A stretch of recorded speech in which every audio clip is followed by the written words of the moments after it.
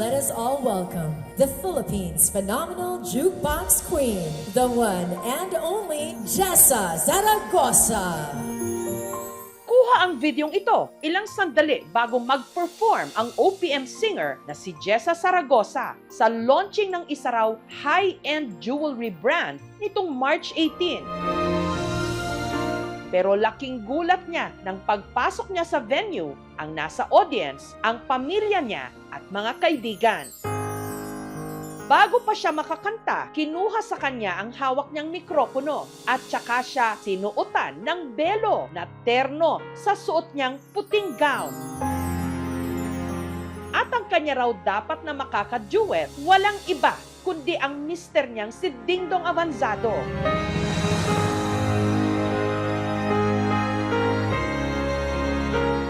Na nung mga oras na yon, naghihintay na pala sa kanya sa gitna ng aisle.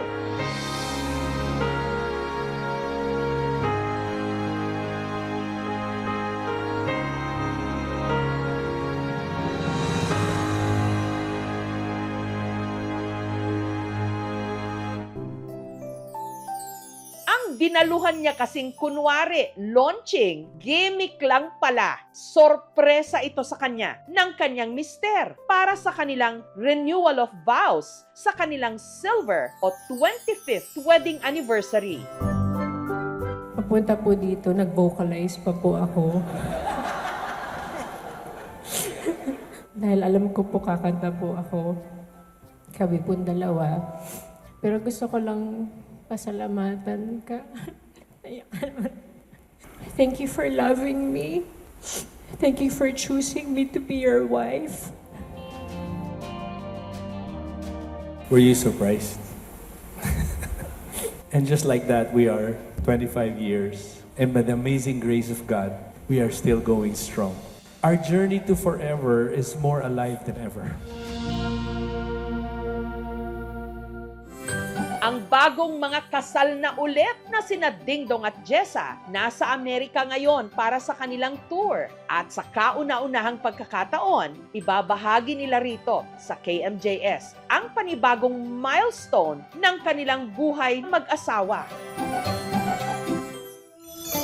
Ayon kay Jessa, wala raw siyang kaide-ideya na may inihandang sorpresa si Dingdong. Bago bumaba ng kotse, tinanong ko pa yung handler ko, anong first song ko? Sabi, Di Ba't Ikaw daw. Nag-vocalize pa ako on the way to the venue. Inintroduce na ako. Let us all welcome the Philippines' phenomenal jukebox queen, the one and only Jessa Zaragoza. Parang gumaganon yung head ko. Sabi ko, okay, akala ko ba Di Ba't Ikaw yung kakantahin ko? Bakit parang ibang song? Pero hindi pa rin ako nagduda nun kasi minsan naman talaga si Dingdong ganyan, bigla-biglang magpapalit ng lineup. Show mode. Pagkapasok ko ng door, una kong ginawa, tumingin ako sa kaliwa kasi hinahanap ko si Dingdong dahil yung first verse ng kanta, dapat siya yung papasok eh. Pero bakit hindi siya pumasok? Ano nangyari? Pagtingin ko sa kaliwa, nakita ko yung anak ko. Jada, akala ko ba may show ko sa Alabang? Tumingin na ulit ako sa kanan, nakita ko yung friends namin. Hindi pa agad nag-sink in sa utak ko. Nakita ko yung musical director namin. Nakaupo siya sa piano. Doon ko napagtanto na may surprise. Kaya pala nakaputi akong gown. Ako pala yung kakasal. Lahat yun nangyari in that whole split second. Alam mo, totoo talaga yun na pwede talagang sumabaw yung utak mo. Hindi po, ano nangyayari? Pero sabi ko, you have to keep it together. Huwag kang, baka mag-collapse ka dito. Hindi pong ganun. Sa lahat ng 25 na aking natamasa, itong 25 na ito, ang pinakamasaya at pinakamahalaga. Dahil kasama kitang nakamit ito.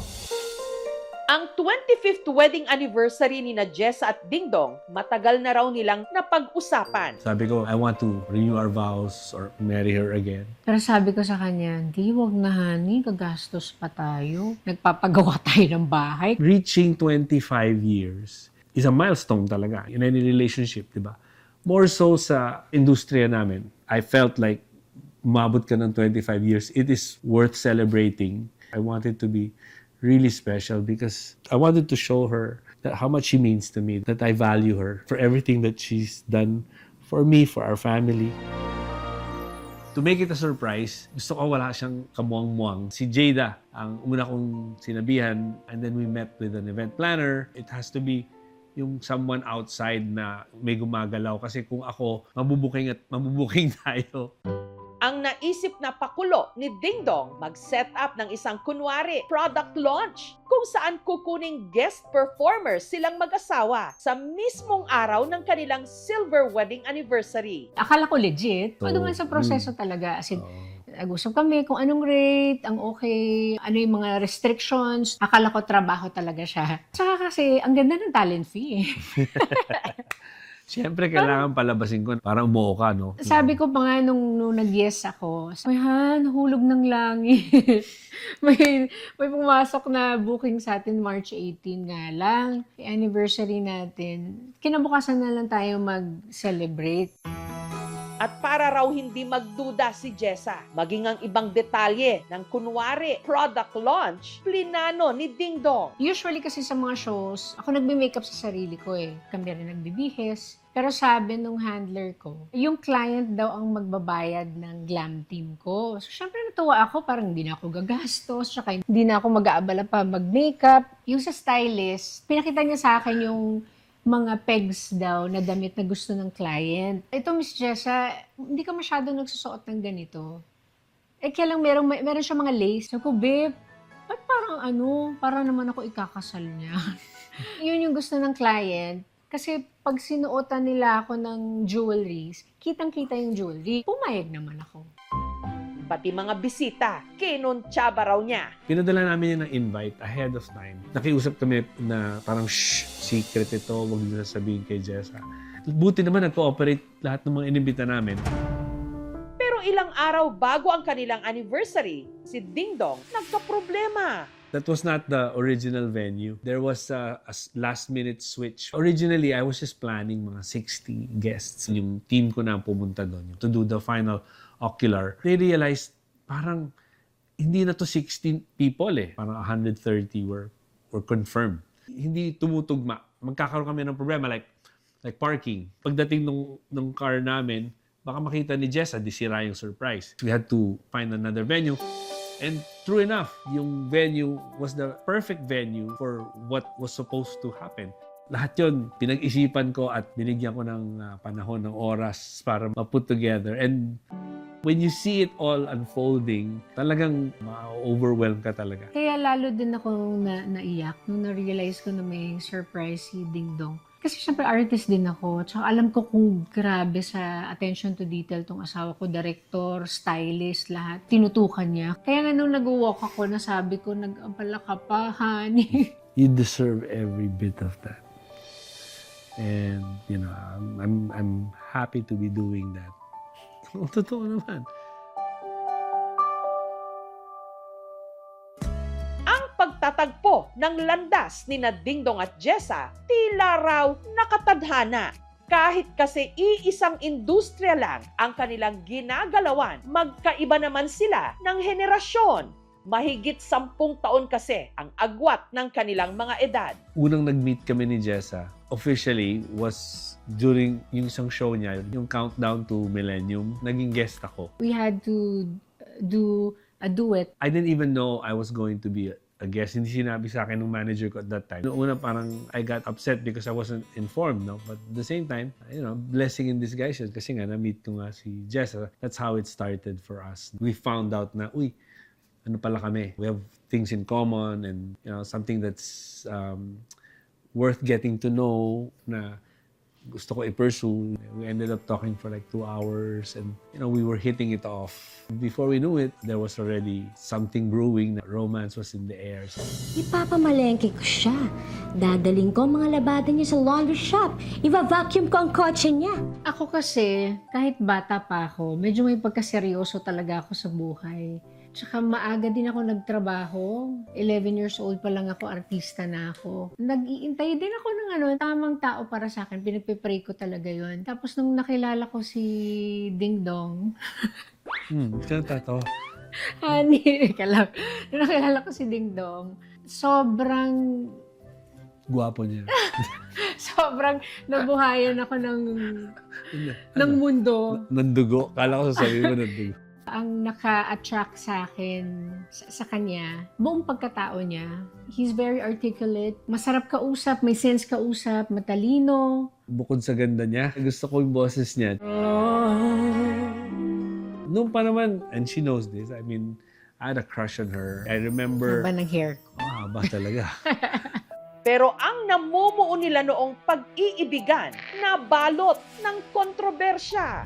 Di sila bagay or di sila magtatagal. Kung ano-ano pang mga intriga. There was one time when all this controversy was developing and all, Jessa was like, masyadong magulo to. She really didn't want to see me na. Sabi ng sister ko sa akin, kung totoo yung ano mo sa kanya, paglaban mo siya, ipakita mo sa kanya na talagang seryoso ka sa kanya. And that's what I did. Pinakita ko na I'm consistent. I'm here to stay. I will defend you and I mean, we will overcome this. And yan, pinatunayan ko naman sa iyo yun, di ba? Napatunayan mo naman. I honestly didn't think I would end up getting married. And I was just, no serious, walang girlfriend until I met her. She changed my perspective and, I felt, hey, there's somebody that I actually can see myself settling down with. 6 months after I proposed to her, and a year later, we were married. Hanggang noong March 18, 2001, ikinasal na sila. Yung aming romance was kind of a whirlwind, so to speak. Tsaka very controversial yun kasi nasa peak din ako ng career ko noon. Tsaka ang bata ko pa, 21 years old. Makalipas ang 2 taon, nabiyayaan sila ng anak, ang kanilang unika iha na si Jada. So first 7 years, yung parang andun yung adjustment phase. Ibang klase, kapinalaki ng pamilya mo. Ako din, ganun din. Tapos magsasama sa isang bahay. Kala mo lang happy-happy lahat, pero mawiwirduhan ka sa mga adjustments talaga. Pero dapat titiisin mo talaga na sasantabi mo yung yung ego mo, yung pride mo. Maraming differences talaga lalabas. Marami naman kasi talaga siyang ex. So, Si Jessa, selosa kasi yan. Pero, uy, grabe yun. Laki na pinagbago. hindi na. Wala Dead. Marunong na po ako man-deadma. May mga times na we felt like maybe, it's time to call it quits and, hindi ito para sa atin. Emotions. Diba? Minsan, di ba, parang sabi ko, parang gusto mo na siya isoli sa nanay niya. Ganun. Ako yun.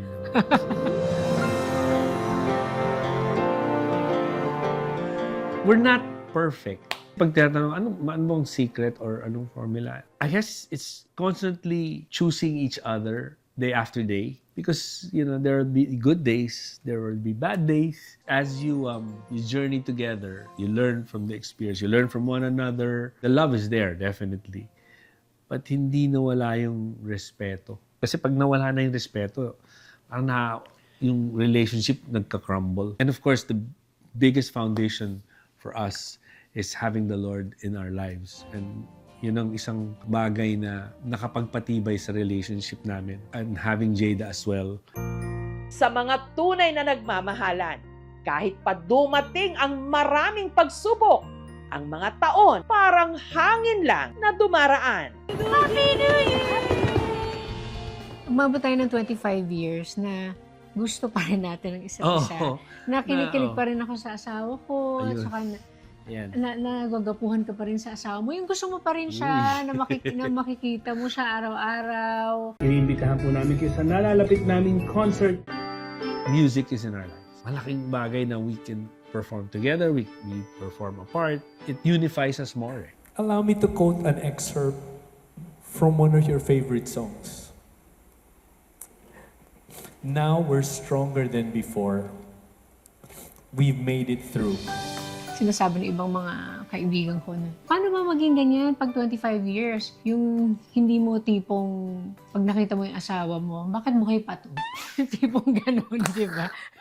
Oy, nangyayari yan, nasa totoong buhay I think that was the interesting thing about being married this long. You discover more about her as you go along. So, unti-unti na unravel yung deepest, darkest secrets and all. And pagka nakikita mo yon, siyempre, nag-iiba yung perspective mo sa tao, di ba? Mas lalo mo siya nakikilala. Doon mo rin nakikita kung gaano mo siya kamahal kasi nakikita mo, kahit hindi perfecto yung asawa mo, pero mahal mo pa rin siya, pinipili mo pa rin siya. For better or for worse, in sickness and in health. Siyempre, may maintenance na itong asawa ko. Siyempre, may mga nararamdaman na sa kanyang mga tipo.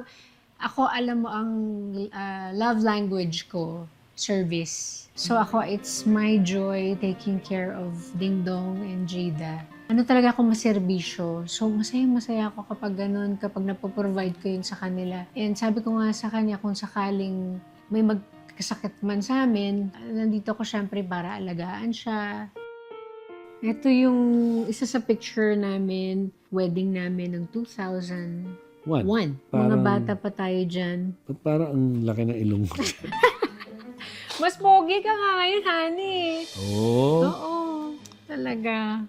Ang masasabi ko dito kay younger Jessa, bilib ako sa'yo kasi tama ka ng pinaglaban.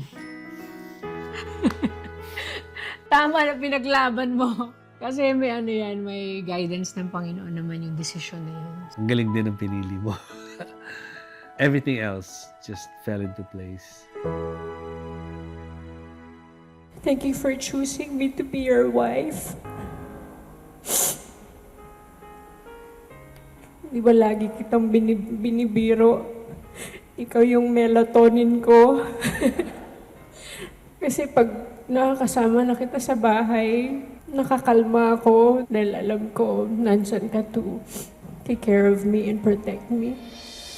Thank you for being by my side through the highs and lows. I promise to continue loving you till my last breath. Sa 25 taong pagsasama ni na Dingdong at Jessa, may mga yugto raw na napasabi sila, parang di ko yata kaya. Katulad ng